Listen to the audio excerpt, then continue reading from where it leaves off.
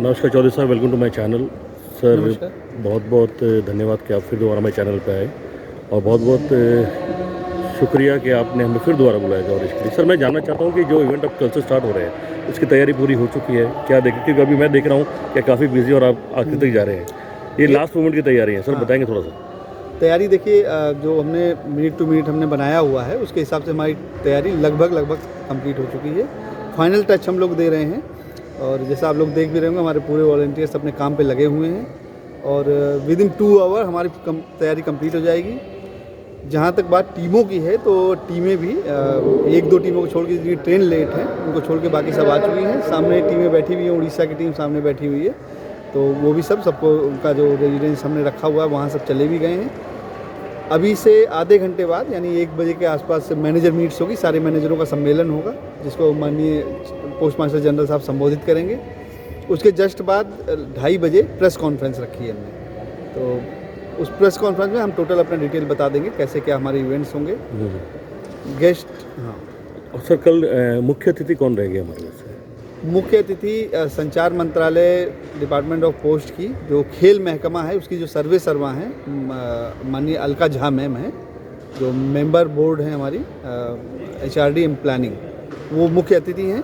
विशेष अतिथि के तौर पे जैसा कि आप लोगों ने देख ही लिया होगा, जान ही गए होंगे, ओलंपिक मेडलिस्ट बजरंग पुनिया जी हैं, साथ ही ओलंपिक कोच अनिल मान जी भी आ रहे हैं। ये हमारे विशेष अतिथि हैं। अच्छा सर, मैं जानना चाहूँगा जैसे आपने बोला कि कुछ टीमें आ चुकी हैं, तो इनका सारा जो अभी प्रैक्टिस का सेशन जो इंदिरा गांधी स्टेडियम में आप कर रहे हैं, किसी अखाड़े को आपने यूज़ करा है? नहीं, हमने दिल्ली की टीम के लिए तो अखाड़ा लिया था, निर्माल जी का अखाड़ा हम उसको यूज कर रहे हैं। दिल्ली की टीम वहाँ प्रैक्टिस कर रही है। इनके लिए हमने आज से ही स्टेडियम एक्चुअली कल से ही बुक था, 20 तारीख से ही, और एक जैसा आप देख भी रहे होंगे एक मैट भी हमारा लगा हुआ है। तो अभी ये जो ऑफिशियली जो मैनेजर मीट्स और पत्रकार सम्मेलन समाप्त हो जाएगा तो ये लोग यहाँ प्रैक्टिस करेंगे, इसी स्टेडियम में प्रैक्टिस करेंगे। धन्यवाद चौधरी साहब हमारे चैनल पे आने की थैंक यू और शुक्रिया। थैंक्स। सर नमस्कार, welcome to my channel Rohita blogs और आपका स्वागत है हमारे चैनल पे। सर मैं जानना चाहता हूँ कि ये जो प्रतियोगिता कर रहे हैं आप, इतने बड़ा इवेंट जो हो रहा है दिल्ली के अंदर, इसके कितने कितने कितने पार्टिसिपेंट कहाँ से आ रहे हैं? देखिए, मैं आपको कहना चाहूँगा कि डाक विभाग है वो पूरे सारे जो इम्पोर्टेंट खेल्स हैं, जो स्पोर्ट्स हैं, उनके ऑल इंडिया लेवल की प्रतियोगिताएं आयोजन करता है और हर परिमंडल को, एक परिमंडल हमारे यहाँ तकरीबन एक राज्य के बराबर होता है, हर परिमंडल को एक एक खेल या एथलेटिक्स की प्रतियोगिता आयोजन करने के लिए रिस्पॉन्सिबिलिटी मिलती है। इस वर्ष दिल्ली को कुश्ती प्रतियोगिता आयोजन करने का मौका मिला है और इस बार की जो कुश्ती प्रतियोगिता है ये 34वीं अखिल भारतीय डाक कुश्ती प्रतियोगिता है।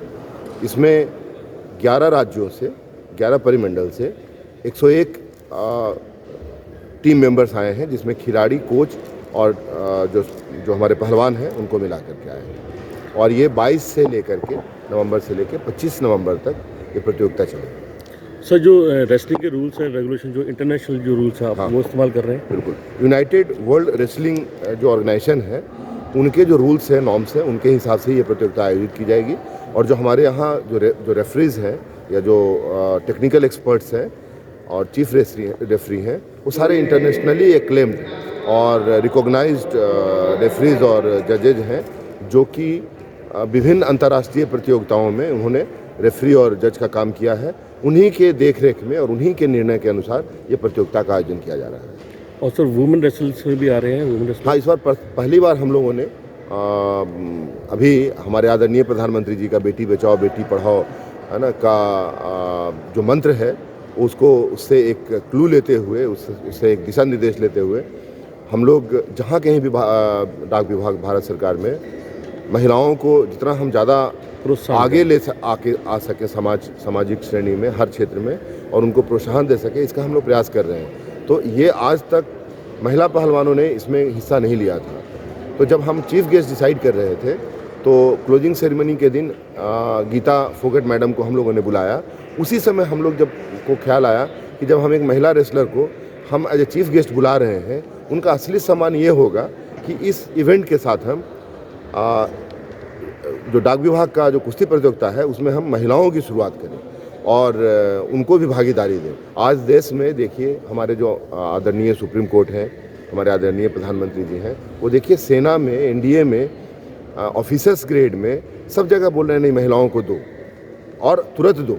अब देर करने का समय नहीं, ऑलरेडी हमारे यहाँ महिलाओं को बहुत देर हो चुका है।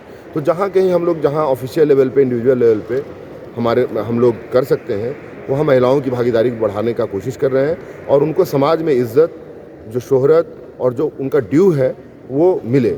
इसी का एक सांकेतिक रूप से हम लोग यहाँ भी शुरुआत कर रहे हैं। और चूँकि प्रथम बार है तो और कोरोना टाइम है, इसलिए महिलाओं का पार्टिसिपेशन उतना होने की उम्मीद नहीं है।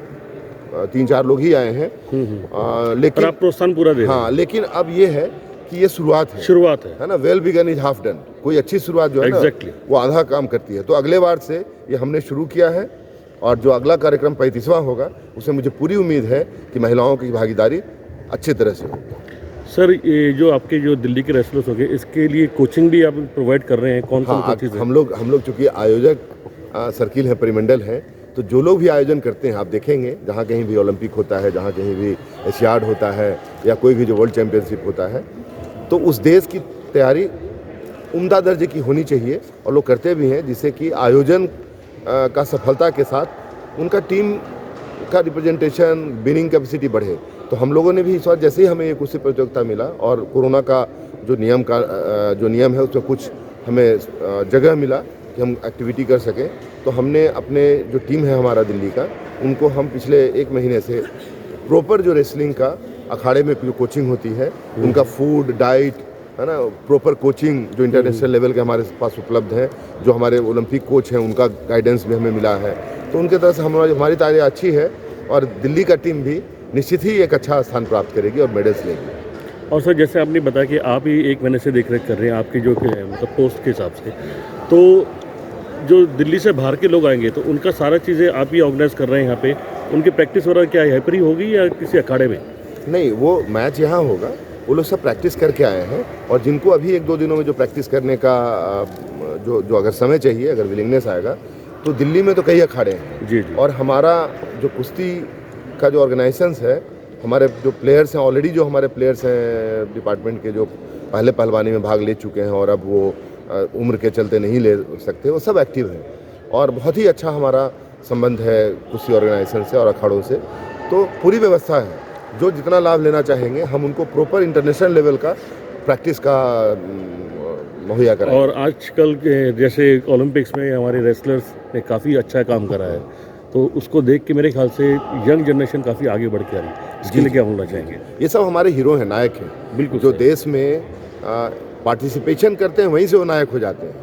कोई भी जो स्पोर्ट्स प्रतियोगिता है, वो भारतीय लेवल पे पहुंचने में क्या स्ट्रगल होता है, क्या संघर्ष होता है, कितना काम करना पड़ता है, कितना सेक्रीफाइसेस करने पड़ते हैं।